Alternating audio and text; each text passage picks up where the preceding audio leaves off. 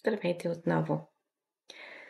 Реших да продължа с моите видеа, за да засегна повече интересни и важни теми, които ще ви дадат повече яснота по темата биоенергия и биоенерготерапия и най-вече да ви дадат отговор на въпроси като: интересува ли ме това, резонира ли с мен и моите виждания, има ли въпроси, на които не мога да си отговоря, как се усещам в тази сфера и дали в някакъв момент бих желал или желала да продължа да се обучавам, да получавам повече информация.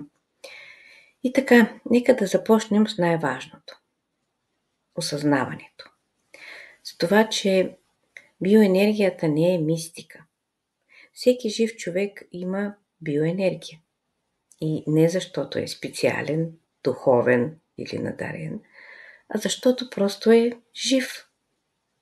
Именно тук искам да внеса яснота. Нашето тяло не работи само с химични реакции. Нервната система предава сигнали чрез електрически импулси и всяка клетка съответно има заряд. Сърцето, мозъка, мускулите, всичко в нас е движение и обмен. Биоенергията не е нещо отделно от тялото.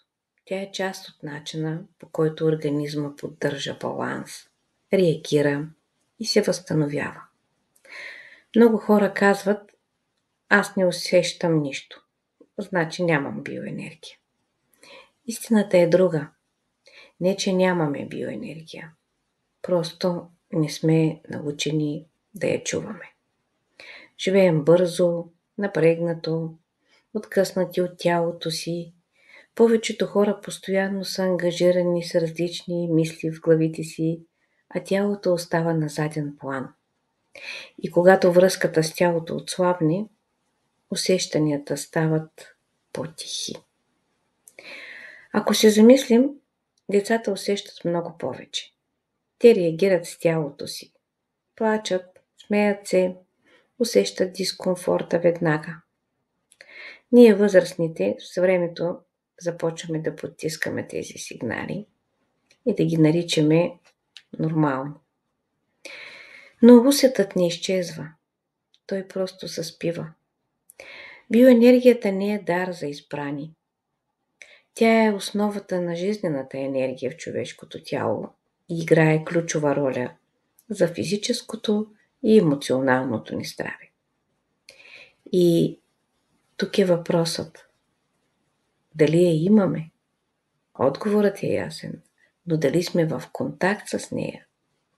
В следващите видеа ще говоря за това как тялото показва, че енергийното му равновесие е нарушено. Чрез умора, напрежение, болка и други сигнали, които често пренебрегваме, за съжаление.